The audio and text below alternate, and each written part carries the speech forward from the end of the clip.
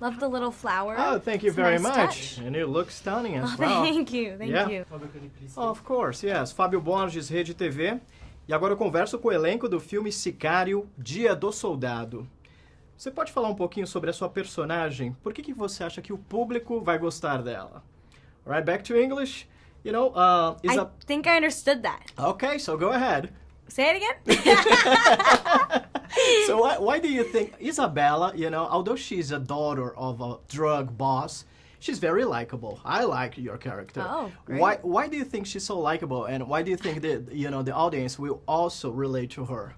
I don't know. I didn't really intend for her to be likable. I just wanted to be super, like, honest. And, you know, the honesty and the truth is that she's a spoiled rich kid. She is not grateful at all. She has mommy and daddy issues, and she uses the power that her dad has for her own benefit. And I don't know, I think people just like the fact that she's not trying to hide who she is. She doesn't care. She doesn't care if you like her. She's just going to be who she is and do what she believes is right.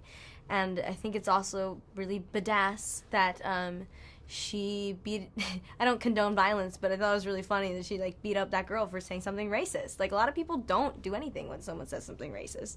And props to her. She's pretty tough.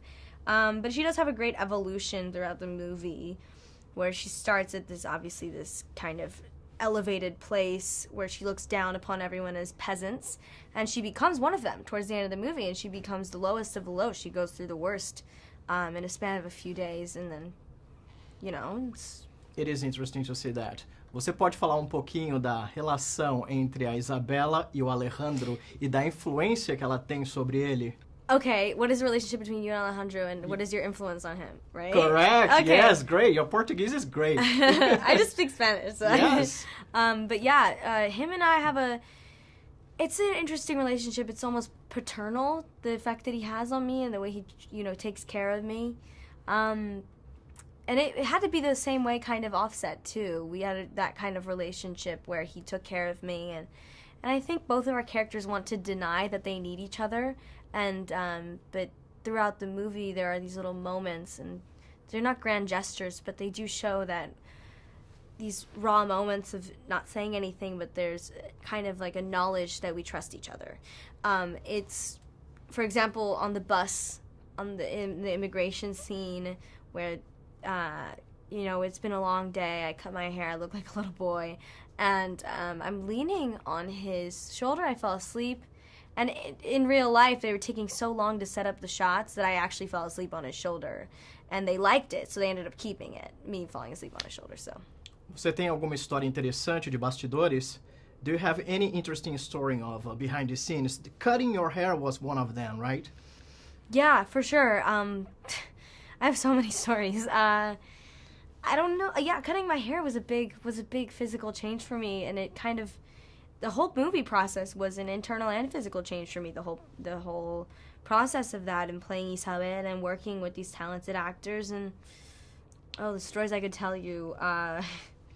So one day, I had to go to the emergency room. Right, I'm telling you one of the worst days I had on the set. Because I was feeling sick, so I went to the emergency room in the middle of nowhere, and they said I have a lot of fluid in my lungs. And they said I should be fine if I just, you know, stay healthy. And I said I could go to work. So I went to work. I was still feeling really groggy. And all of a sudden, when we were rolling and we were about to do the scene, I couldn't breathe. Like, my nose was clogged up, so I couldn't breathe out of my nose. And then there was fluid in my lungs, so I couldn't breathe out of my mouth either. And so I tried to communicate that as well as possible, and someone ended up giving me their inhaler.